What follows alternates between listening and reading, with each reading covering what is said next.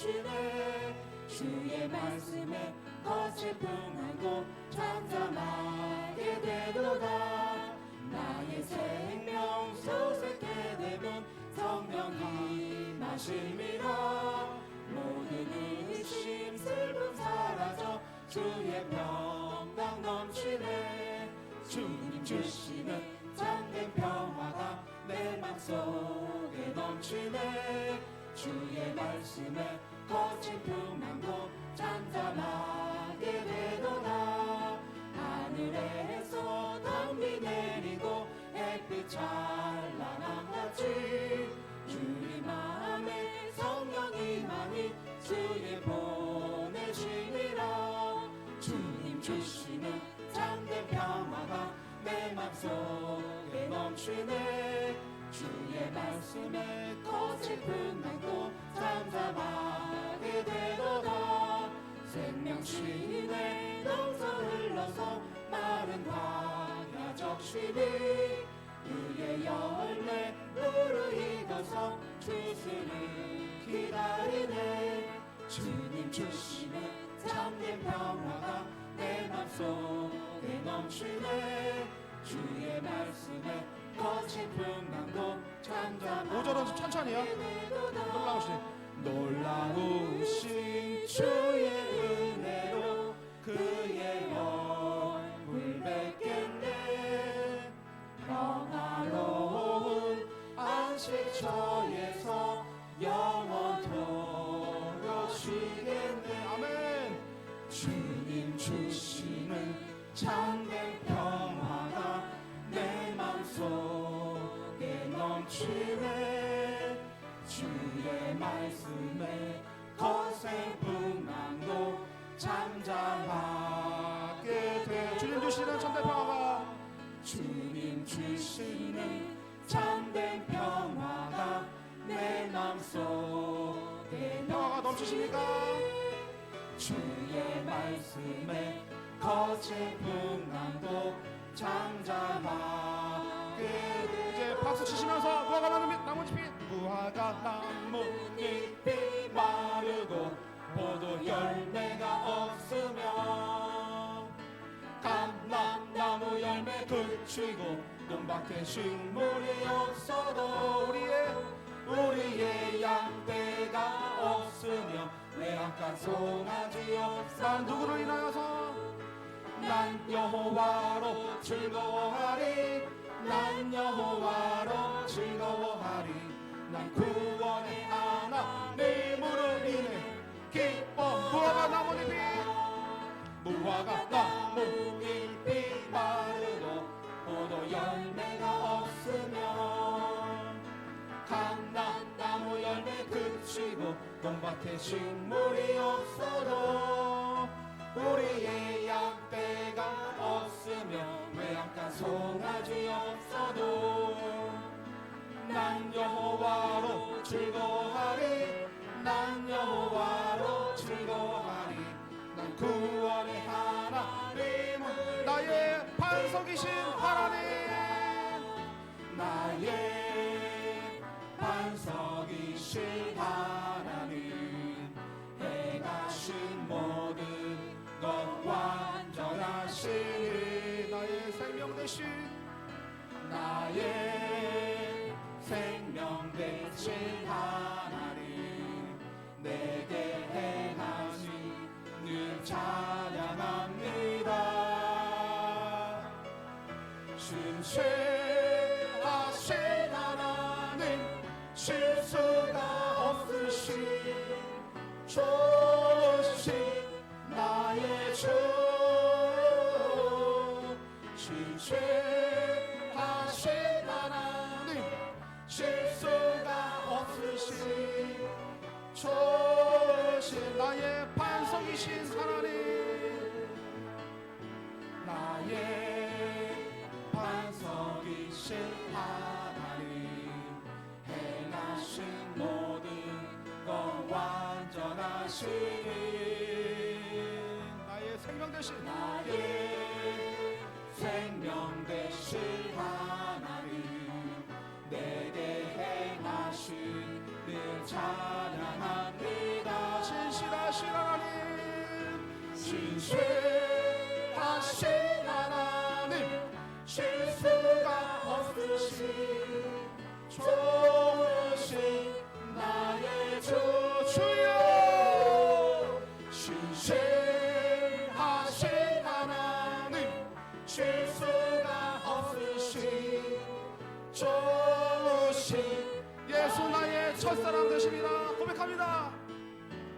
예수 나의 첫사랑 되시네 내 첫사랑 지존자 되신 그리스도 예수 찬양하리 보좌 앞에 나의 삶이 향기로운 제사로 주께 드려지기 원하네 오직 주만 바라보며 나의 삶을 드리네 다른 길은 찾지 않아 나의 온전한 열정과 나의 온전한 열정과 나의 찬양 되시네 주의 길을 따라가리라. 아멘 할렐루야. 시간이 없으므로 하나님께 영광의 박수 올려드리시겠습니다. 시편 110편 3절입니다. 주의 권능의 날에 주의 백성이 거룩한 옷을 입고 즐거이 헌신하니 새벽 이슬 같은 주의 청년들이 주께 나오는 도다. 아멘. 청년들이 다시 믿음의 불을 밝혀야 됩니다. 다시 회복되고 다시 기초부터 다시 다져질 때 마지막 시대 두 증인이 말씀을 들고 이 땅에 올 때 많은 백성들이 회개하고 기회가 온다고 하였습니다. 주님의 믿는 백성들이 청년들이 나와서 우리가 예배가 회복될 때 주님의 나라는 곧 임하게 되는 것입니다. 찬양합시다. 새벽 이슬 같은 주의 청년들이 주님 앞에 나오는 도다 주님의 이름으로 축복하여 주소서 주의 빛을 바라게 하옵소서 아버지여 당신의 의로 부르소서 예수님이여 주의 보혈로 덮으소서 거룩하신 성령님이여 권능으로 임하소서 권능으로 임하소서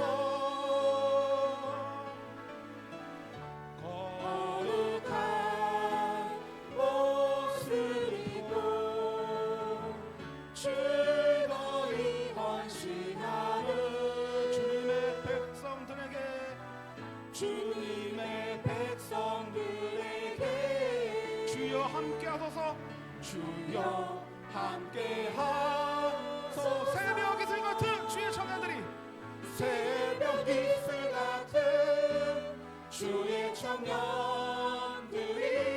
주님 앞에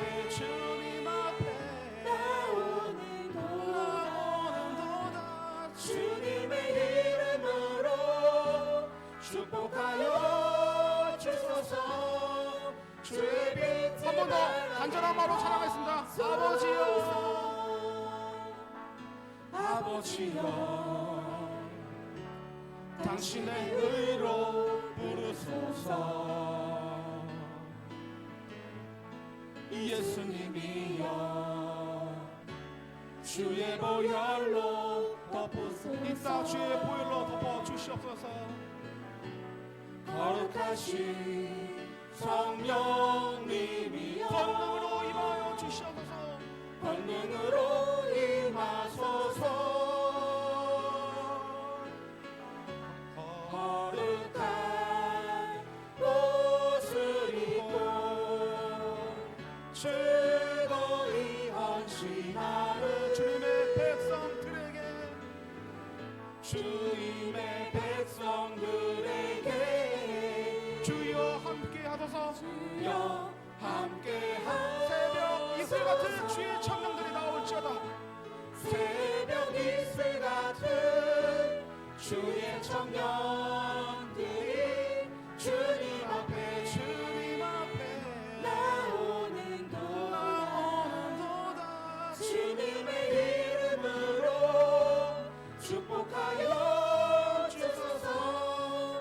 주의 빛을 바라게 하소서. 죄에서 자유롭게 한번 박수 치면서 죄에서 자유를 얻게 하는 보혈의 능력, 주의 보혈, 시험을 이기는 승리의 참 놀라운 주의 보혈 능력이 있습니다. 주의 보혈 능력이 있도다. 주의 피 믿으오 주의 보혈 그 어린 양의 매우 육체의 정욕을 이긴 힘은 육체의 정욕을 이기는 보혈의 능력, 주의 보혈 성결한 마음을 얻게 하니 참 놀라운 주의 보혈 능력이 있습니다. 주의 보혈 능력이 있도다. 주의 피 믿으오 주의 보혈 그 어린 양의 매우 귀중한 피로다. 눈보다 더 이에 밝히는 것 보혈의 능력, 주의 보혈 부정한 모든 것 밝히시니 참 놀라운 능력이로다. 주의 보혈 능력 있도다. 주의 피 믿으오 주의 보혈 그 어린 양의 매우 구주의 복음을 전할 제목, 구주의 복음을 전할 제목 보혈의 능력, 주의 보혈 날마다 나에게 찬송 드리 참 놀라운 능력이로다.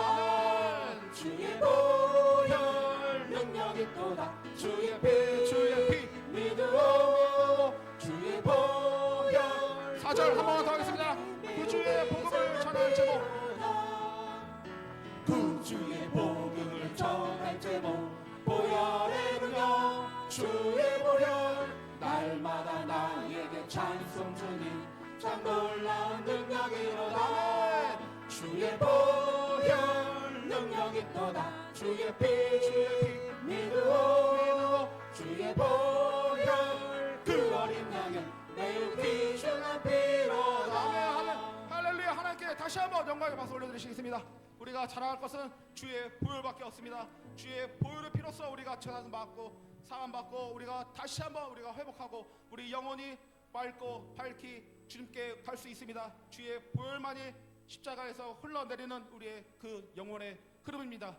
우리가 찬양할 것은 무엇입니까? 주의 보혈입니다. 보혈 찬양하시겠습니다. 거친 주의 십자가 흐르는 보혈 강물되어 되어 내 영혼 깨끗하게 하시고 하늘과 땅을 이으신 하늘과 땅을 이으신 주님의 보혈 내 평생의 자랑은 내 평생의 자랑 주의 십자가로다. 주의 십자가로다. 주의 보혈 흐르는데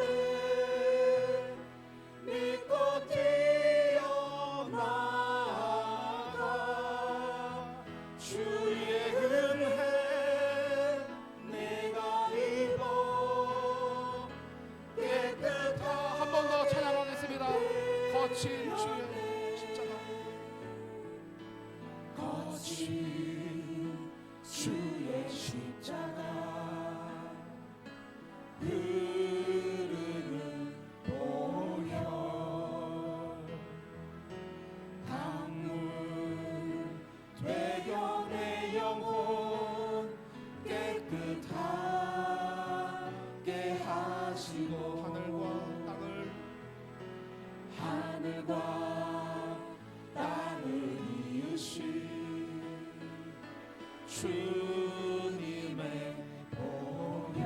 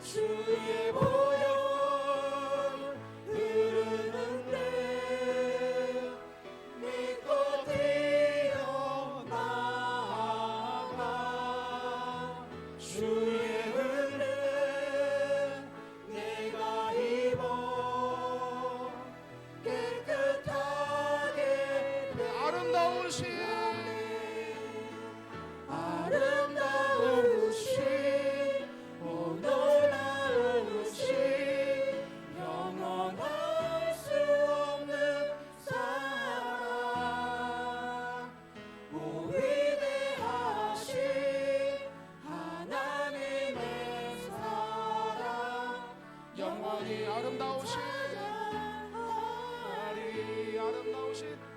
아름다우신 오 놀라우신 경험할 수 없는 사랑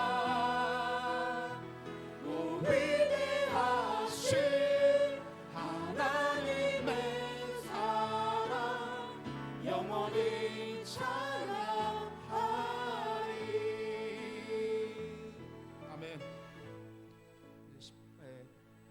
어제 좀 시간이 남아서 제가 어제 그냥 텔레비를 보다가 유튜브를 보다가 이제 한국하고 이제 브라질 선수하고 격투기 싸움이 있었어요. 격투기 싸움이 있었는데 그 한국 선수가 브라질 선수한테 발차기 맞고 기절했습니다. 다운이 됐어요. 졌습니다. 그래서 아쉽다. 저는 한국이니까 한국 사람 응원하고 있었는데 그 브라질 사람이 이기고 나서 이제 인터뷰를 하는데 그 사람을 무시하는 게 아니고 손을 들어서 하늘을 가리키면서 나의 주님이신 하나님이시여 주님이 있기에 내가 여기 있습니다. 모든 영광 주님께 올려드립니다. 이 멘트를 시작으로 겸손하게 하는 모습을 보고 그렇구나. 우리가 볼 때는 세상 사람들이 악하고 더럽고 추한 것 같아도 이 마음속에는 주님이 임재하시는 그 하나님의 사람이 있구나. 그걸 깨달았습니다. 흉악하고 겉모습은 아주 흉악감처럼 정말로 이 만두기에다가 험악하고 흉터도 많고 하지만 그 이기고 나서 하나님께 영광 돌리는 거 보고 제가 깨달았습니다. 모든 일에 하나님께 영광을 먼저 올려드려야겠다. 우리의 삶도 주님께 맡기고 위대하신 하나님의 사랑을 영원히 찬양하는 이 가사와 같이 우리 삶 속에도 항상 주님의 보혈을 믿고 십자가를 믿으면서 항상 주님을 간증하시는 여러분 되시기를 축복합니다. 다 같이 이 시간 감사함으로 하나님께 영광 기도 주여 한번 이름 붙이고 기도 드리시겠습니다. 주여 할렐루야. 살아계신 하나님 아버지여 우리 개인 한 사람 한 사람 주여 주님이 사랑하시고 인도하신 하나님 아버지 주여 모든 일에 주님 영광을 올려드리기 원합니다. 아버지 하나님 찬양함으로써 아버지 모든 회사에 출근함으로써 일함으로써 밥 먹을 때도 우리가 잠잘 때도 하나님께 영광을 우선적으로 올려드리는 우리 믿음의 신앙의 아버지 본보기 신앙이 되게 하여 주시옵소서. 아버지 하나님이여 정말 우리가 세상 살아가면서 아주 힘들고 연약하고 나약하지만 예수 그리스도의 보혈이 함께 하시면 우리가 능치 못하며 없겠사오니 주여 주님의 권능의 은솔 들어 우리 축복하시고 하나님 함께 하여 주시옵소서. 아버지 살아계신 하나님 아버지 예배 가운데 함께 하시고 주의 인도하시고 살아계신 하나님 감사합니다. 오늘 이 오후의 시간에도 주님의 은혜를 넘치도록 부어 주옵소서. 정말 하나님의 말씀이 때로는 달기도 하지만 때로는 쓰기도 합니다. 우리는 말씀이 달다고 해서 삼키고 쓰다고 해서 뱉는 사람이 아니라 하나님 말씀이 우리에게 어떤 모습으로 와닿든 하나님이 우리를 때로는 칭찬하시기도 하시지만 때로는 우리의 양심을 찌르시며 책망하시려고 하신다는 사실을 잊지 말게 하시고 어떤 환경에서도 어떤 때라도 주님의 말씀에 항상 아멘으로 순종할 수 있는 믿음의 사람이 되게 하옵소서. 하나님 오늘 말씀처럼 또 기도 또 찬양처럼 우리가 오직 하나님만을 찬양하며 예배하게 하옵소서. 하나님은 위대하십니다. 하나님은 전능하십니다.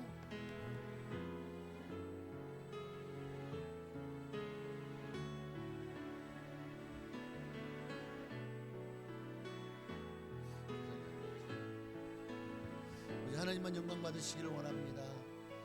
오직 하나님의 영광이 나타나기를 원합니다. 하나님 나라가 임하기를 원합니다. 하나님 역사하여 주시옵소서. 예수님의 이름으로 기도합니다. 우리 한 번 더 기도하겠습니다. 다음 주에 있을 우리 창립 19주년 기념 우리 원로 장로 추대 및 임직 감사 예배를 위해서 정말 우리 교회가 그저 임직자들을 뭐 때가 되니까 세우는 그런 행사의 하나가 아니라 정말 하나님 앞에 헌신하고 충성하고 힘을 다해서 하나님을 기쁘시게 했던 하나님의 사람들에게 하나님께서 또 이렇게 귀한 자리에서 또 귀한 직분을 주셔서 더 크게 더 아름답게 사용하시려고 하는 하나님의 뜻과 계획과 섭리와 목적이 분명하게 있음을 믿습니다. 정말 이번에 세워지는 우리 10분의 임직들과 또 우리 원로 장로님으로 추대되는 우리 조지 장로님 위해서 우리 한 번 더 주님 이름 한번 기도하시겠습니다. 주여 할렐루야. 살아계시나?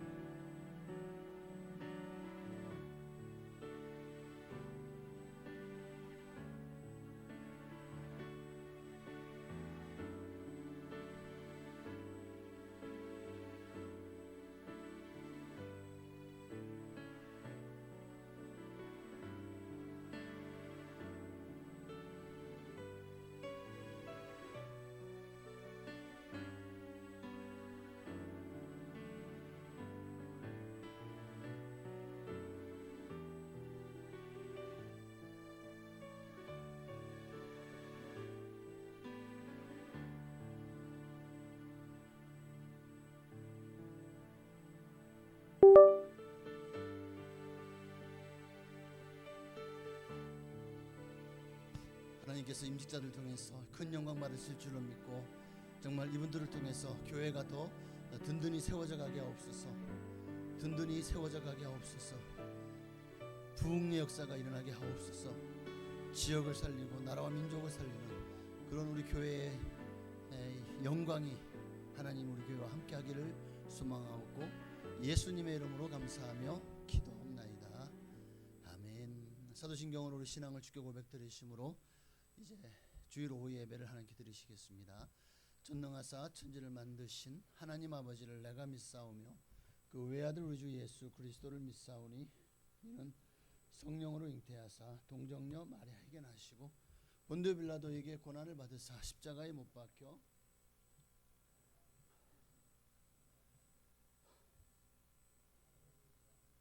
하나님 우편에 앉아 계시다가 저리로서 산자와 죽은 자를 심판하러 오시리라.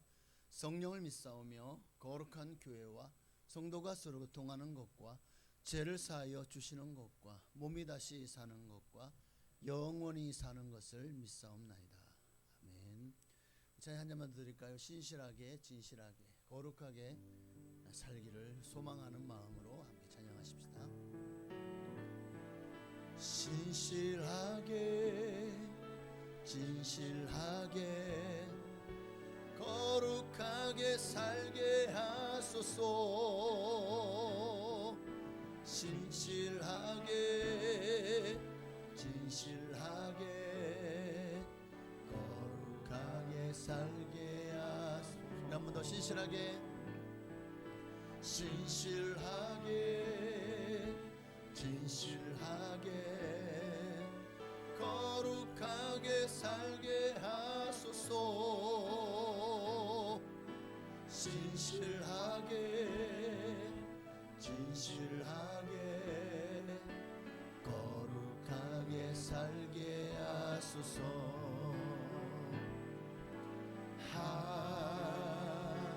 하나님 나의 마음 만져주소서. 하나님 나의 영혼 새롭게 하소서. 신실하게 신실하게 진실하게 거룩하게 살게 하소서. 신실하게 진실하게 거룩하게 살게 하소서. 하나님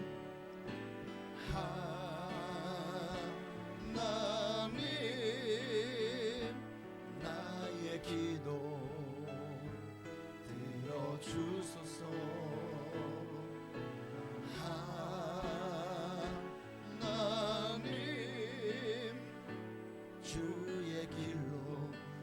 인도하소서. 아멘. 하나님 말씀 보시겠습니다. 마태복음 23장, 오늘은 13절로 15절까지 말씀 보시겠습니다. 마태복음 23장입니다. 13절로 15절까지 말씀 보시겠습니다. 마태복음 23장 13절 14절은 없습니다. 14절은 없음이라고 읽지 말고 13절에서 15절로 바로 넘어가시면 되겠습니다. 함께 합독하시겠습니다. 화 있을진저 외식하는 서기관들과 바리새인들이여, 너희는 천국 문을 사람들 앞에서 닫고 너희도 들어가지 않고 들어가려 하는 자도 들어가지 못하게 하는도다. 화 있을진저 외식하는 서기관들과 바리새인들이여, 너희는 교인 한 사람을 얻기 위하여 바다와 육지를 두루 다니다가 생기면 너희보다 배나 더 지옥 자식이 되게 하는도다. 아멘. 23장은 사실 이 성도들에게는 이게 뼈아픈 진실을 말씀하시는 것이기 때문에 굉장히 이 말씀들을 달가워하지 않는 성도들도 많습니다. 23장 1절에서 12절까지의 말씀은 유대 종교 지도자들의 위선을 책망한 데 이어서 이제 본문 13절부터 마태복음 23장 전체는 나머지는 다 화 있을진저, 그 유대 종교자들의 그 위선이 어떤 모습이냐에 대해서 자그마치 7가지 그들의 위선을 화 있을진저라고 말씀하시며 그들에게 임할 심판과 저주를 선언하고 계시는 말씀입니다. 모두 7가지를 말씀하셨는데, 아니 예수님은 사랑이시라면서요. 이 땅에 기쁜 소식을 전하러 오신 예수님께서 왜 이들에게만큼은 이렇게까지 진노하셨을까? 그 원인을 우리는 23장 13절부터 이제 33절까지 속에서 4가지로 찾을 수가 있어요. 제가 그 원인을 보니까 찾아볼 때 크게 4가지더라고요. 13절에서 15절, 오늘 본문에 나오는 13절 15절에서는 자신들뿐 아니라 다른 사람들조차도 구원을 얻지 못하도록 한 데 있다는 거예요. 지들만 지옥 가면 되지 왜 남들 다 끄고 가냐고. 자기들이 안 믿을 거면은 그냥 안 믿고 말지 왜 다른 사람들마저도 바른 믿음을 가지지 못하도록 사사건건 방해하고 그렇게 예수를 믿지 못하도록 온갖 협잡지를 다 하지 않습니까? 그런 모습에 대해서 지금 주님이 책망하시는 거죠. 자신들만 구원받지 못하는 것으로 끝나는 것이 아니라 다른 사람들까지도 구원을 얻지 못하도록 한 데 있고, 그 다음에 16절부터 24절 말씀에는 하나님 앞에서 모순적으로 하나님의 뜻과 하등 상관이 없이 어떤 그들의 뒤집혀져 있는 가치관, 뭐죠? 그들이 뭘 좋아하냐? 금을 좋아하고 돈을 좋아하고 명예를 좋아하고 그런 것들을 어디다가 끼워 맞춰요? 하나님. 그러니까 이것들로 맹세하면 하나님이 들으시고 이루어지지만 그것 없이 맹세하고 기도하면 하나님이 안 들으신다는 거야. 이게 무슨 말이야 방구야. 말도 안 되는 소리를 하고 있는 거예요. 그런 이런 그들의 잘못된 모순된 가치관을 주님이 신랄하게 지적하는 거예요. 셋째로는 25절부터 28절까지 말씀인데, 여기 보면은 그들의 어떤 외식적인 신앙생활에 대해서 또 주님께서 비판하시고, 마지막으로 29절부터 36절까지 말씀을 보면 그들이 이렇게 바른 말씀을 전하기 위해서 하나님이 보내신 선지자들을 자기들이 죽여놓고, 아이고 우리가 그때 살았으면 절대 이들에게 이들을 죽이지도 않았을 것이고 이들 말을 잘 들었을 것이라고 하면서 지들끼리 얘기하는데, 그것마저도 어떤 가증한 위선자의 모습이라는 거죠. 선지자를 핍박하고 죽인데 결국 주님이 화가 폭발한 거죠. 화 있을진저. 근데 특이한 것은 예수님이 화 있을진저 하는 말씀이 계속되어질수록 어떤 이 종교 지도자들 또 유대인들의 제약에 대한 그 예수님의 진노의 강도가 점점 더 강해지고 있다는 거예요. 처음보다 시간이 지날수록 더 어떤 그 강도가 높아지는 거죠. 특히 이제 이 마지막 7번째 화에서는요. 화 있을진저는 그러니까 머지않아 전개될 예수님 자신의 십자가의 고난과 죽음과 연관된 거예요. 가장 격렬하고 강력한 어조로 그들을 비판하는 모습을 보게 됩니다. 그 마지막이 33절이에요. 33절을 보면은요. 뱀들아 독사의 새끼들아 화 있을 전제에서 끝나지 않고 이제 주님이 그들을 향해서 뭐라까지 말씀하시죠? 뱀들아 교활하다는 거죠. 온갖 거짓말로 사람들을 유혹하고 현혹하고 선동하면서 그렇게 자기들의 배만 불리는 자기들의 이권만 차지하고 자기들의 권리만을 누리려고 하는 그들을 향해 주님이 말씀합니다. 결국에는 서민들을 생각하지 않고 자기들만을 위하는 그들을 뱀들아 독사의 새끼들아 너희가 어떻게 지옥의 판결을 피하겠느냐. 자, 제가 새끼들아 그랬다고 제가 욕한 거 아니에요. 이건 성경 말씀입니다. 자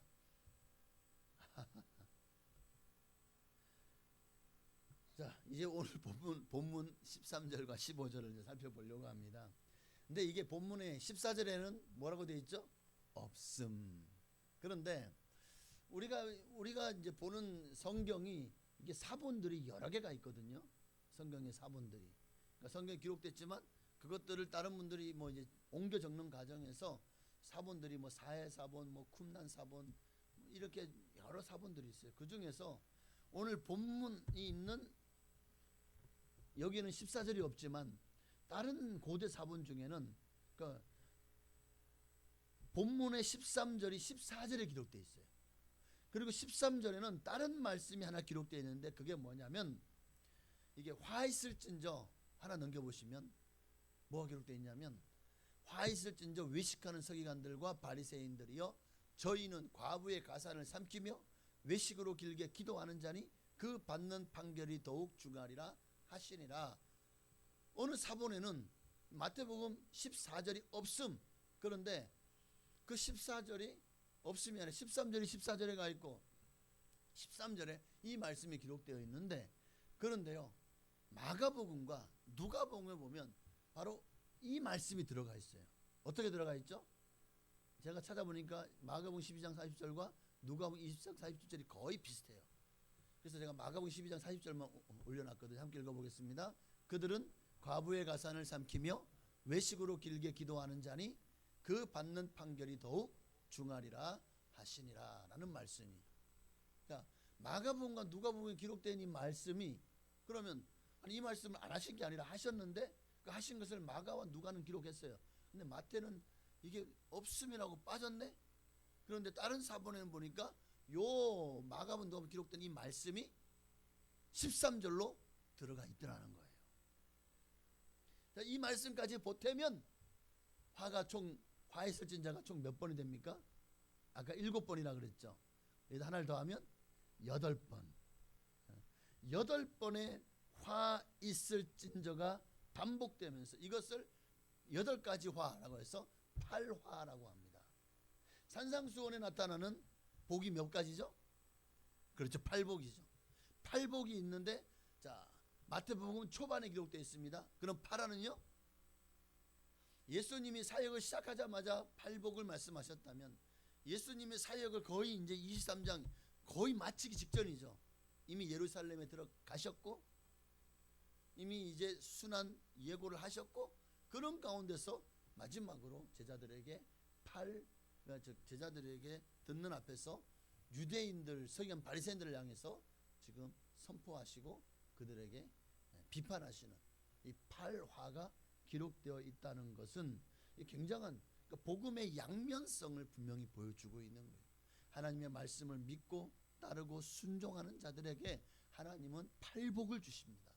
그러나 하나님의 말씀에 대해서 하나님 말씀에 대해서 예수님을 통해서 주님 주시는 말씀에 대해서 끊임없이 공격하고 위선을 떨고 외식하고 그리고 예수님은 다 알잖아요. 그들이 온갖 위선과 사기와 거짓말로 가득하다는 것을. 그렇게 하면서 어떤 유대인들에게서 지도자 역할을 하면서 자기들의 배만 불리는 이들을 향해서 주님은 팔화를 경고하고 계시는 거예요. 그들의 받는 판결이 더욱 중하리라. 그러니까 우리가 위선적으로 살아서는 안 됩니다. 하나님은 우리에게 정직하라고 말씀하시죠.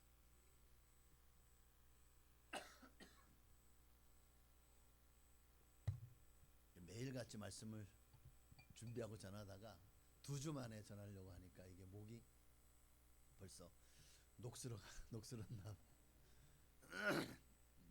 죄송합니다. 어쨌든 예수님의 말씀을 배척하고 거부하는 자에게 하나님의 심판과 저주가 있을 것임을 팔화를 통해서 보여주고자 한 것이다. 그래서 오늘 이 말씀들에서 얻을 수 있는 교훈이 2가지가 있어요. 하나는 특히 영적인 지도자들, 이제 중직 또는 항존직 또는 각 부서나 각 구역이나 또는 교회 학교에서 어떤 지도자로 세움받은 분들은 항상 우리는 이것을 조심해야 됩니다. 영적 지도자의 뭘 조심해야 된다고요? 타락과 부패를 조심해야 돼요. 그 어떤 경우보다 훨씬 심각한 결과를 초래하기 때문에 사람 자기는 몰라요. 나는 잘하고 있는 줄 알았지만 어느새 자기 의가 드러나기 시작하고 어느새 내가 옳다고 하면서 다른 사람들은 틀리다. 내가 옳으니까 넌 당연히 틀린 거지. 아니죠. 그런데 우리는 어느새 그런 착각병에 빠지고 그런 교만에 빠져서 내 말만 옳고 남 말은 무조건 틀리다고 하는 이런 잘못된 사상이 내 안에 들어오시다.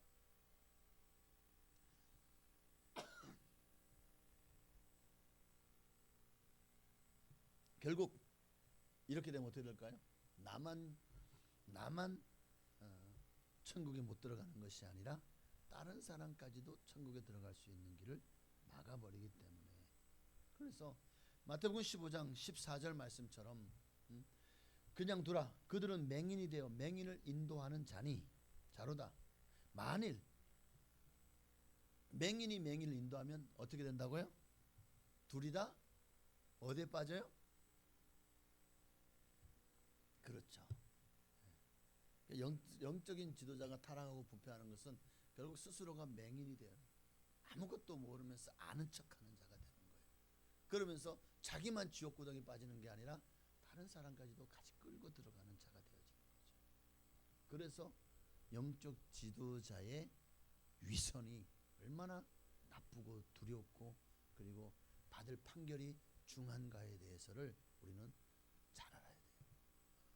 또 2번째는 성도는 율법의 외적인 어떤 외부적 규정을 준수하는 데 급급해서 율법, 그 말씀의 근본 정신이 있죠. 말씀을 주신 이웃을 사랑하라고 주신 법이거든요. 율법을 하나님을 사랑하라고 이웃을 사랑하라고 주신 율법인데 그것을 그저 문자 그대로 율법의 어떤 규정만 준수하려고 이웃 사랑을 팽개치거나 이웃 사랑할 수 있는 길을 스스로가 차버리거나 이런 망각하는 잘못에 빠져서는 안 된다는 거예요. 그것을 외식이라고 합니다. 부모님께 공경해야 되는데 그것을 가지고 도리어 내가 하나님께 드렸어. 그러니까 부모님 공경 안 해도 돼. 이걸 고르반이라 그러죠. 자, 뭐가 문제죠? 정말 하나님을 사랑해서 그 물질을 부모에게 안 드린 걸까요? 아니죠. 부모를 공경하지 않는 자가 하나님을 공경할 수 없다라고 성경은 말씀하고 있어요. 아무리 우리가 하나님의 계명을 철저히 지킨다고 할지라도 사랑을 실천하지 않는다면 아무 소용이 없다는 거예요. 예수님께서 우리에게 그래서 사랑에 대해서 사랑하라고 얼마나 말씀하셨죠. 또 고린도전서 13장에 보면 고린도전서 13장은 사랑장이잖아요. 근데 사도 바울을 통해 주님 뭐라고 말씀하셨죠? 자, 고린도전서 13장 2절 3절이요. 함께 읽습니다. 내가 예언하는 능력이 있어 모든 비밀과 모든 지식을 알고 또 산을 옮길 만한 모든 믿음이 있을지라도 사랑이 없으면 내가 아무것도 아니요 내가 내게 있는 모든 것으로 구제하고 또 내 몸을 불사르게 내어줄지라도 내게 아무 유익이 없느니라. 분명합니다. 그러니까 바리새인 서기관들은 그 당시 예수님 당시 율법주의자들 종교 지도자들은요 그저 성경 규정대로 온전히 11조 내고 각종 헌금 내고 주일을 성수하고 자주 금식하고 이러면은 마치 성도의 의무를 다한 것처럼 생각하고 그리고 당연히 천국 갈 것이라고 착각을 한 거예요. 이들의 모습을 주님이 신랄하게 어떤 비유를 가지고 비판한 줄 아십니까? 바로 선한 사마리아인의 비유를 비판하신 거예요. 한 유대인이 사마리아 사람이 아니에요. 유대인이에요. 유대인이 예루살렘에서 여리고로 내려가다가 그만 강도를 만난 거예요. 그래가지고 강도에게 두들겨 맞고 옷 뺏기고 가진 거 다 뺏기고 피를 철철철 흘리면서 죽어가고 있었다고요. 살려주세요. 살려주세요. 그런데 그 자리를 누가 지나가고 있었죠? 처음엔 제사장이 지나가고 있었어요. 가장 사랑을 실천해야 될 종교 지도자요 사랑하라고 말 전하던 사람이 실제로 그 보니까 유대인이야. 그런데도 어떻게 합니까? 내가 지금 이 사람을 도와주다 보면 내가 지금 예배에 늦어져. 내가 없으면은 제사가 되지 안 돼. 어쩌면 그런 핑계를 대면서 이웃을 사랑하라는 계명을 어긴 거예요. 어느 게 더 중하죠? 예배에 늦는 것보다 더 중요한 것은 하나님의 사랑을 실천하는 것입니다. 그래서 너무 안타깝죠. 또 한 사람 지나가는데 그 사람은 레위인이야. 다 둘 다 종교 지도자급이죠. 교회에서 중요한 역할을 감당하는 이들이죠. 그런데 레위인도 지나가다가 그냥 죽어가는 것을 보면서도 만약 저 사람이 내가 그냥 지나치면 죽을 수도 있어요. 그런데도 그냥 지나쳐버린 거예요. 자기 할 일 바쁘다고. 자, 그런데 한 사마리아인, 개돼지 취급하는, 짐승 취급하는, 유대인의 총회에 들어오지도 못하고 이방인 취급하는 사마리아인이에요. 자기 동족도 아닌 어떻게 보면 유대인들, 오직 자기들만이 선민 사상에 빠져 있는 그 사람을 그냥 지나칠 수가 없어서 어떻게 합니까? 피투성이잖아요. 자기 옷에 피가 묻죠. 또 자기가 타고 다니는 말에 피가 묻어도 그냥 그 나귀에 태우고 한 주막에 들어가서 밤새도록 간호합니다. 다 닦아주고 알코올로 소독해주고 또 이 미음을 먹여 그렇게 먹이면서 그렇게 하룻밤을 꼬박 새고 나서 이제 주막의 주인에게 돈을 더 주죠. 만약에 이분이 완전히 이제 몸이 회복되고 나서 나갈 때까지 돌봐주세요. 만약에 돈이 더 들면 제가 돌아오는 길에 당신에게 드리겠습니다. 와, 그렇게까지 하고 아니 도대체 이 사람 도와준다고 나한테 무슨 유익이 있죠? 보십시오. 내 시간 뺏겼죠. 내 옷 더럽혀졌죠. 물질 많이 들어갔죠. 하루 밤새도록 간호하느라고 또 얼마나 마음이 나하고 무슨 상관이에요 이 사람이. 그런데도 그렇게 도와주잖아요. 그리고도 또 돈을 더 주고 이 사람이 완전히 회복될 때까지 도와주라고까지 하는. 오늘 이 모습 속에서 진정한 사랑이 무엇인지 그리고 우리가 율법을 대할 때 어떠한 마음을 가지고 율법을 대하고 지켜야 되는지를 분명하게 보여주고 있는 것입니다. 그런데 그러지 못하니 그저 교회 한번 오늘 주일이잖아요. 주일 교회 한번 나왔으니까 당연히 여러분은 의무를 다한 거예요. 예배 드렸으니까 이제 집에 돌아가면 이제 또 싸울 거죠. 남편하고 싸우고 아내하고 싸우고 그리고 사람들 앞에서 그냥 또 일주일 동안 하나님이 없는 것처럼 살 거죠. 어쩌면 이런 사람들이 많아요. 주일날은 교회는 나오는지 몰라요. 그런데 삶 속에서는 주님이 주인이 아니야. 내가 주인 되어서 살아가고 있어요. 이런 태도가 하나님 앞에서 위선적인 모습으로 보일 수 있다는 것을 여러분 기억하십시오. 성도의 이렇게 유대인들처럼 그저 율법을 지키면 그게 마치 하나님 앞에서 성도의 의무를 다하는 것처럼 생각하는 태도는 이건 잘못입니다. 우리 주님도 이사야서 1장 11절 이하에 이런 모습에 대해서 얼마나 가증스럽다라고까지 말씀하시는지를 봐야 돼요. 11절부터 13절까지 함께 읽습니다. 여호와께서 말씀하시되 너희의 무수한 재물이 내게 무엇이 유익하뇨? 나는 숫 양의 번제와 살찐 짐승의 기름에 배불렀고 나는 숫송아지나 어린 양이나 숫 염소의 피를 기뻐하지 아니하노라. 너희가 내 앞에, 이 12절이요, 너희가 내 앞에 보이러 오니 이것을 누가 너희에게 요구하였느냐? 내 마당만 밟을 뿐이니라. 헛된 재물을 다시 가져오지 말라. 분향은 내가 가증히 여기는 바요, 월식과 안식일과 대회로 모이는 것도 그러하니 성회와 아울러 악을 행하는 것을 내가 견디지 못하겠노라. 그들이 악을 행하지 않았다면, 정말 율법의 기본 정신을 지키며 사랑했다면 그들이 가지고 오는 예물을 얼마나 기뻐 받으시겠습니까? 지금 이 말씀을 보고 그러면 뭐 예물 가져오지 말란 말이야? 예배 드리지 말란 말이야? 그게 아니죠. 예배를 드려야죠. 주님 앞에 드릴 수 있다면 감사의 예물을 드려야죠. 뭐가 문제죠? 악을 행하면서 회개하지 않고, 그리고는 하나님 앞에 나와서 마치 내가 거룩한 백성인 것처럼 그렇게 위선을 떠는 것을 하나님이 기뻐하지 않으신다는 거예요. 그래서 호세아 6장 6절에 뭐라고 말씀하시죠? 나는 인애를 원하고 제사를 원치 아니하며 번제보다 하나님을 아는 것을 원하노라. 하나님은 우리의 중심을 보십니다. 외모를 보시지 않아요. 내가, 이 말은 하나님은 어떤 형식에 치우치는 것을 보다 내 마음의 중심을 주님께 드리는 것을 더 기뻐하신다는 거예요. 그래서 우리가 이 말씀을 가지고 13절을 보면 왜 예수님이 이렇게까지 바리새 서기관 종교 지도자들에게 화가 나 계신지를 알게 됩니다. 13절을 보면 화 있을진저 단순한 분노의 표현을 넘어서 그들을 향해서 어떻게 보면 가장 이스라엘 사람들 중에서 가장 싫어하는 말이 이 말이에요. 화 있을진저. 하나님의 진노가 너에게 있을 것이다, 이런 말이거든요. 이게 얼마나 무서운 말이에요.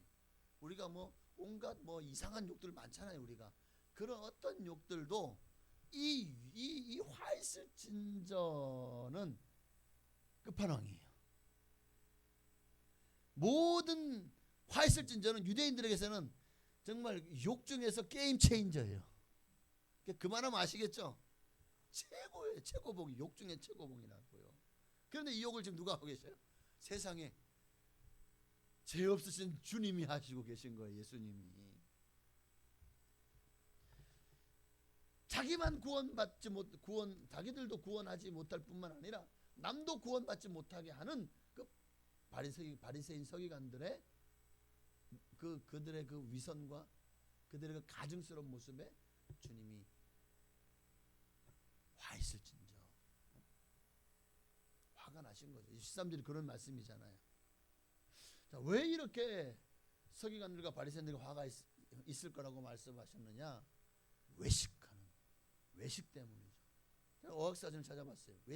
외식이라는 단어가 뭐냐 찾아보니까 겉만 보기 좋게 꾸미어 드러냄, 속은 온갖 잡단, 온갖 그냥 더러운 것을 가득해도 겉만 그저 깨끗하고 보기 좋게 꾸미어 드러냄, 이게 어학사전이고, 이 외식이라는 말은 겉과 속이 다른 걸 말해요. 쉽게 말하면 겉과 속이 다른 거예요. 말과 행동이 일치하지 않는 거예요. 주님이 가장 기뻐하지 않는 모습이 바로 이런 것입니다. 이런 것을 형식주의라 그래요. 이스라엘의 공 있는 종교 지도자요, 율법 선생님들이었던 서기관과 바리새인들은 이런 지독한 형식주의에 빠져 있었어요. 자기 의로 똘똘 뭉친 가증한 위선자들의 모습이었다는 거예요. 그러니 이런 이들에게 임할 화가 하나님으로부터, 하나님은 공의 하나님이잖아요. 그 공의가 이 위선자들과 교만한 자들에게 이와 같은 모습으로 임할 것이다. 절대로 위선적이고 또 외식하는 자들을 주님이 용서하지 않을 것이다 라는 것을 말씀하고 있는 겁니다. 주님이 제일 싫어하는 것 중에 하나가 거짓말이죠. 그래서 하나님은 정직한 자들을 기뻐하십니다. 자, 천국 문을 사람들 앞에서 닫고, 외식하는 이 바리새인들의 첫 번째 제목이 뭡니까? 이스라엘 민중들로 하여금 천국 복음을 받을 수 있는 기회를 박탈하는 거예요. 받아들이지 못하도록 모든 수단과 방법을 다 동원해서 막는 거예요. 또 조장하는 거예요. 또 선동하는 거예요. 자신들이 앉은 자리가 유대인들을 모세의 자리에 앉았다 그랬잖아요. 모세의 자리인 율법 선생의 지위를 이용해서 그리스도에 대한 그릇되고 편협한 해석을 함으로 예수님께서 그리스도가 되심을 부인하는 것으로 그들만 부인하는 것이 아니라 야 너희도 부인해 안 그래? 부인해 안 해? 그리고 우리 유대교 총회에서 잘라버린다? 너 출교야. 당시 유대인들이 제일 두려워하는 말이 뭐냐면 그 유대교에서 출교당하는 거예요. 오늘날은 교회에서 퇴출당하는 거죠. 지금은 그런 경우가 거의 없어요. 스스로가 그냥 못 견디고 나가는 경우는 있어도 교회에서 당신은 출교입니다 라는 경우가 사실은 이 성경을 보면 가서 얘기하고 얘기도 안 되면 두세 증인을 가지고 얘기하고 그래도 안 되면 교회에서 그를 아예 출교시켜 버려라 하는 나라에서 완전히 자격을 박탈시키고 쫓아내버리라는 거예요.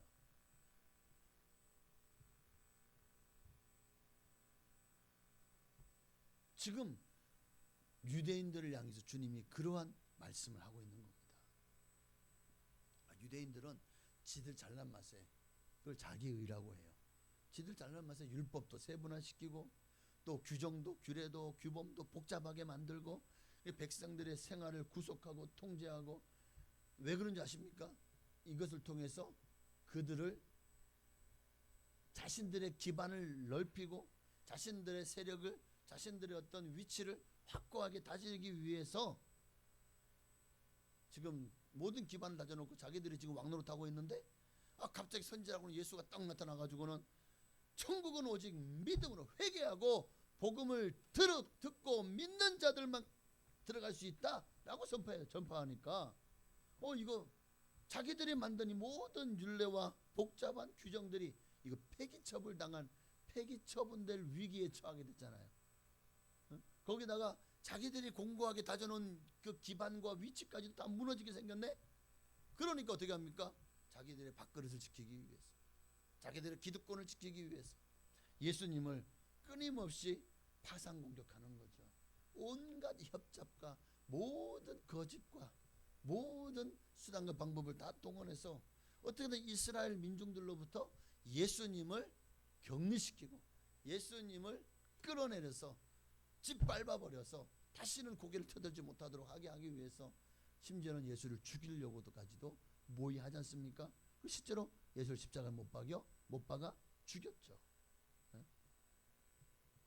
자, 그러니 어찌 진리를 가리는 자들에게 하나님이 그것도 하나님의 백성이라는 선민이라는 이스라엘 유대 민족들에게 진리를 가리고 있으니 얼마나 주님이 정말 이런 모습에 진저리 치시겠습니까? 그래서 예수님은 나는 이스라엘 즉 유대인들 말하는 거죠. 이스라엘 외에는 내가 보내심을 받지 아니하였다.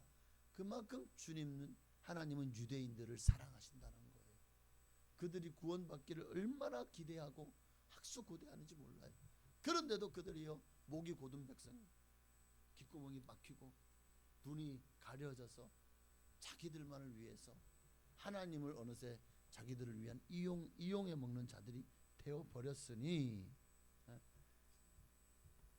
이에 대한 하나님이 진노가 얼마나 클지는 벌써 눈에 보이죠.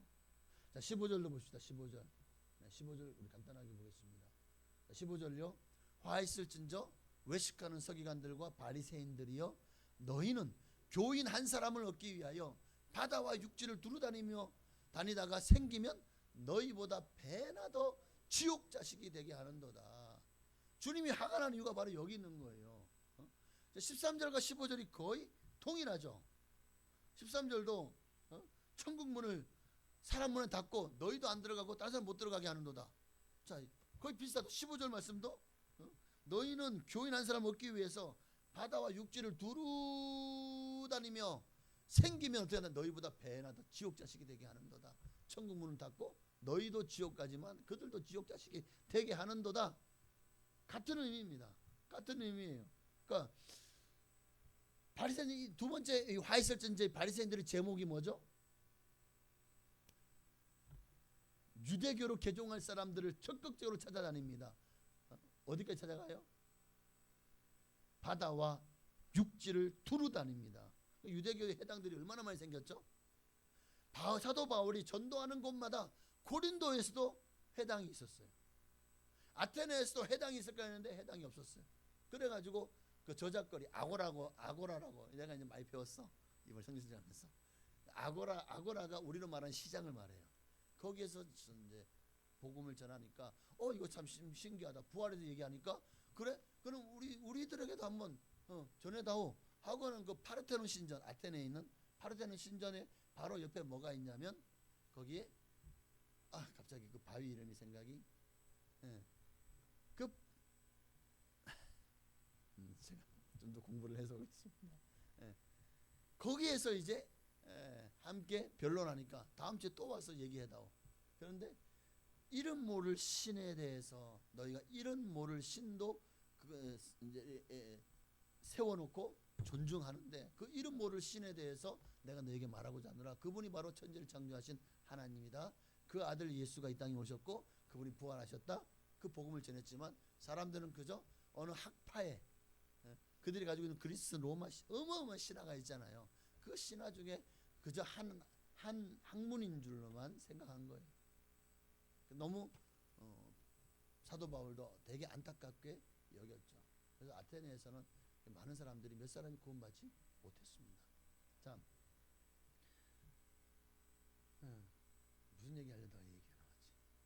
하여튼 바리새인들의 제목은 적극적으로 개종할 자를 찾아가지고 결국 유대교는 율법을 지켜야만 의를 얻고 구원을 받잖아요. 여러분 율법을 지켜서 의로워질 자가 있어요 없어요?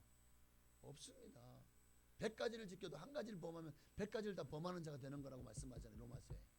그러니 13절의 죄보다 이 바리새인 제목이 15절에 더 중하다고 할 수가 있겠죠. 그러니 얼마나 바다 육지를 두루 다니고 얼마나 열심히 다녔어요. 그러니까 문제는 그 열심이요 하나님의 영광과 영혼에 대한 사랑에서 시작된 게 아니라는 거예요. 저속한 동기에서 곧 그들 유대교의 기반을 넓혀가기 위해서 지금 이런 방법을 이용해서 사람들을 개종시키죠. 그런데 그렇게 개종된 사람들을 어떻게 한다고요? 배나 더 지옥 자식이 되게 하는도다. 결국 실제로 이런 저속한 동기로 유대교로 개종한 사람들이요 그렇게 바리새인들 서기관들 전도를 받아 개종하는 그 이방인들이 유대인들보다 더 교만하고 더 형식주의자가 되어 버리더라는 거예요. 그렇게 될 것을 시사하는 구절이 바로 본문입니다. 그러니까 이들은 이교도들의 그 악에다가 그러니까 이방 종교를 가지고 믿던 그 습관을 그대로 교회에 들어와서 그 습관을 그대로 행하는 거예요. 그래서 교회가 혼합주의가 교회 안에 들어와서 교회가 혼동에 빠져버립니다. 그래서 이런 일들이 자꾸 생기니까 예루살렘에서 2번이나 회의를 거치면서 이제 이방인들이 개종했을 때에 그들에게 이런 것들을 조심하라고 회의 결과가 나오잖아요. 이건 나중에 알아보면 될 문제고 어쨌든 중요한 것은 이교도들의 악에다 유대인들의 그 악덕을 접붙였습니다. 그러니 더 악하게 되는 거죠. 그러니까 지옥 자식이라는 말이에요. 지옥 자식이 되게 하는 이 지옥 자식이라는 단어가 지옥불에 들어가게 합당한 자라는 말이에요. 지옥불에 들어가기에 합당한 자.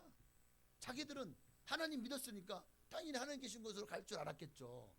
그런데 지금 그들의 마지막 종착역이 어디라고요? 지옥불이라는 거예요. 거기에 들어가기 합당한 자가 되어 저 가는 거예요. 망하는 길로 가는 자가 되어가는 거예요. 그러니까 오늘 이런 모습을 통해서 오죽하면 그 선하신 주님이 진짜 이렇게 입에 담지 못할 욕을 하셔야만 했을까. 아유, 우리 주님이 얼마나 답답하셨는지 한번 보십시오. 오죽하면 이랬을까? 오죽하면 유대인들에게, 이 위선을 떨고 외식하는 자들에게 이들이 도무지 진짜 귓구멍이 막혀가지고 아무리 얘기를 해도 속이에 경일 것 같으니 되겠냐는 거예요. 오늘 우리도 아이고 우리는 안 그래요? 아니요. 우리도 얼마든지 이런 모습이 될 수 있어요. 아니라고요? 아니라고요? 아닙니다. 우리도 어느새 자기 의에 빠지고 내가 옳다고 생각하는 것만을 옳다고 여기는 그런 자기 교만에 빠질 위험성이 다분히 있어요. 특히 종교 지도자의 자리에 올라가잖아요. 그러면 내가 공부한 게 옳대요. 그러니까 목회자들이 왜 서로 교리를 가지고 싸우는지 아십니까? 장로교 목사님하고 순복음 목사님하고 얘기하기 시작하다 보면은 교리를 성경 얘기하잖아요. 금방 그냥 변론의 장이 돼. 하루 종일 얘기하고 밤새도록 얘기해도 변론이 끝나지 않아요. 왜? 예지 예정설이 오르냐, 만인 구원설이 오르냐, 뭐부터 시작해서 어떤 성령론부터 모든 게 서로 교리가 다르거든요. 성경은 하나인데, 그리스도는 한 분인데, 그런데 교리는 이렇게 다를 수가 있어요. 그러다 보니까 너무 많은, 근데 문제는 뭐냐면 자기들만 옳다고 생각하는 게 문제인 거예요. 저는 장로교도 옳고 순복음도, 즉 우리는 이제 알미니안주의와 칼빈주의, 또 장로교는 칼빈주의와 칼바르크주의 둘을 나누는데, 또 칼빈주의를 신봉하는 분들은 칼바르크 하면은 이거를 인정하지 않아요. 칼바르크주의는. 그러니까 약간은 이제 개혁적인, 칼바르크주의는 칼빈주의보다 좀 더 진보적이고 개혁적인 성향을 가지고 있거든요. 근데 그런 것이 막 파기 시작하면 끝이 없습니다. 근데 성경을 어떻게 보느냐에 따라서 중요한 것은 그게 아닙니다. 예수님이 우리 죄 때문에 십자가에 못 박혀 죽으셨고 장사님 사흘 만에 부활하셨다는 것.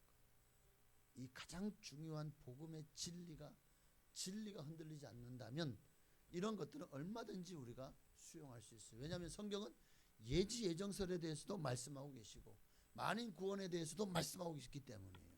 그러니까 어느 게 옳다라고 못 받기보다 하나님의 말씀대로 어떤 것이든 우리가 하나님 말씀이라면 수용할 수 있는 마음을 가지고, 제가 절대로 그렇다고 해서 그러면 뭐 이쪽도 수용하니까 그럼 박지자 아닙니다. 절대로. 절대 그렇지 않아요. 기도합시다. 우리 신실하게 우리 1절만 한 번 더 드리고 이 시간 우리가 들은 말씀을 기억하면서, 하나님이 원하시는 것은 거짓이 아니라 외식과 위선과 교만이 아니라 신실하고 진실하고 거룩하고 정직한 하나님, 바로 그런 사람을 원하시는 줄로 믿습니다. 우리가 그렇게 살게 해달라고 찬양하고 우리 한번 기도했으면 좋겠습니다. 신실하게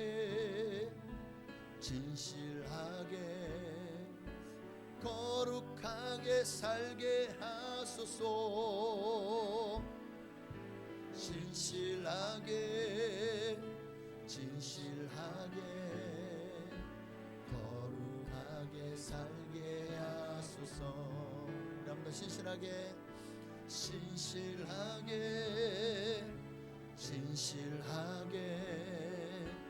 거룩하게 살게 하소서. 진실하게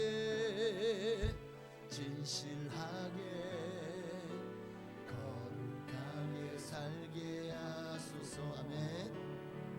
하나님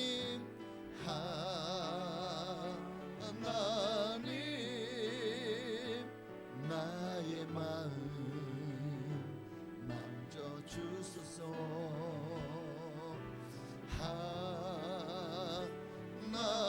하나님 나의 영혼 새롭게 우리 주님을 한번 우리 간절한 마음으로 주여 신실하게 진실하게 거룩하고 정직하게 하여 주옵소서. 기도하겠습니다. 주여 할렐루야. 살아계신 하나님, 정말 예수님의 마음을 우리가 좀, 주님도 영혼들이 죽어가게 하는 일에 1등 공신들이 바리새인 서기관들이었고 유대교 종교 지도자들이었습니다.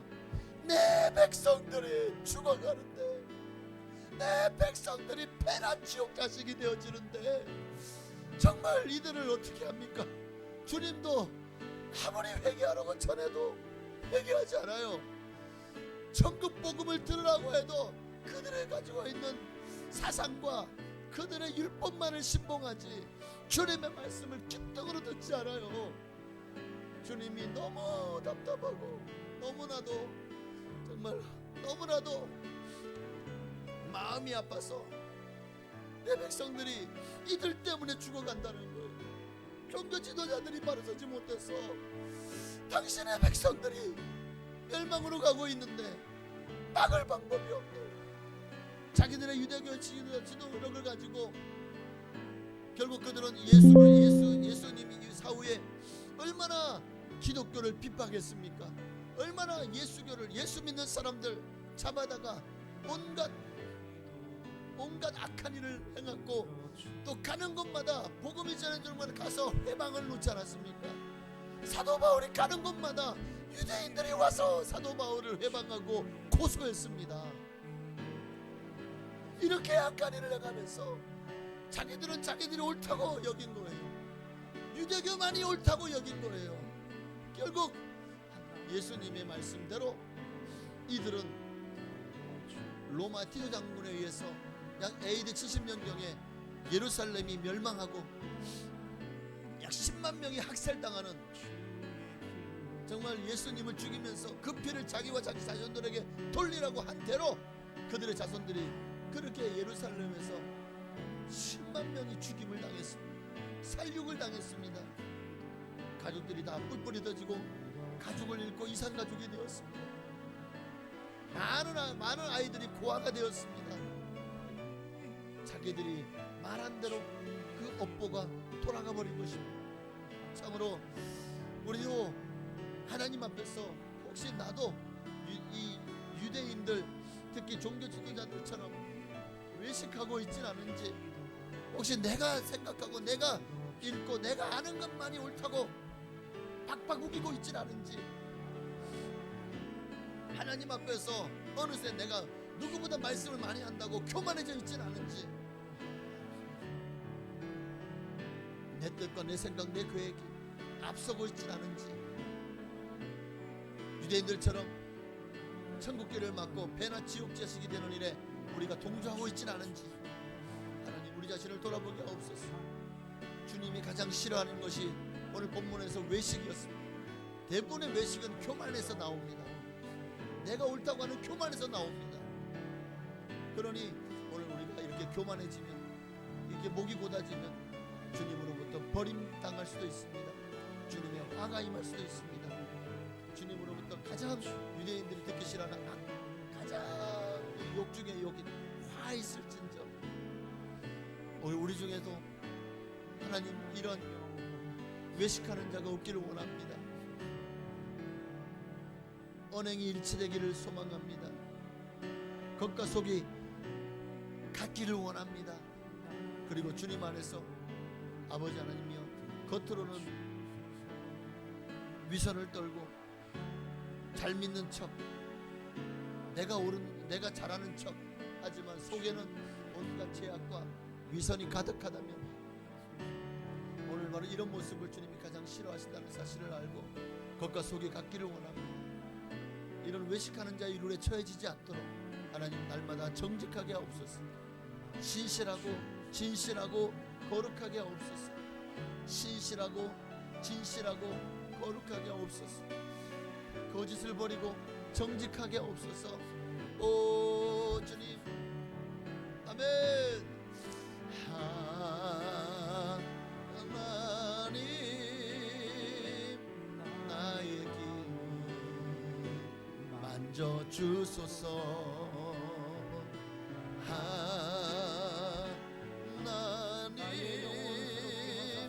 나의 영혼 새롭게 하소서.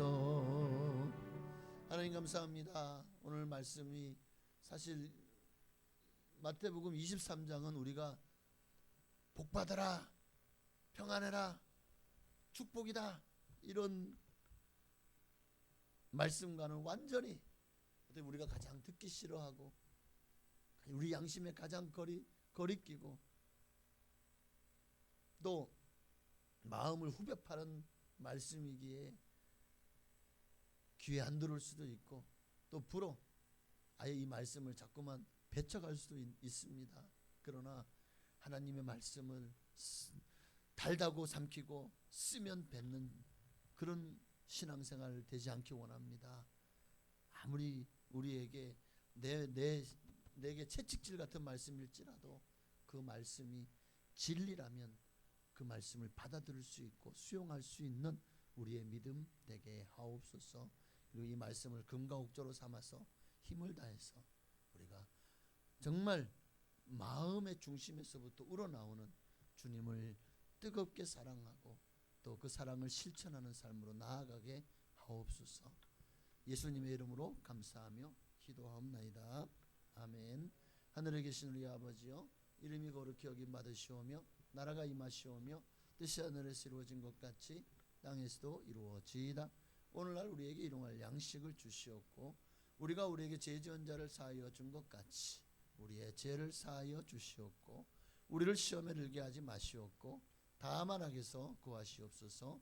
대개 나라와 권세와 영광이 아버지께 영원히 있사옵나이다. 아멘.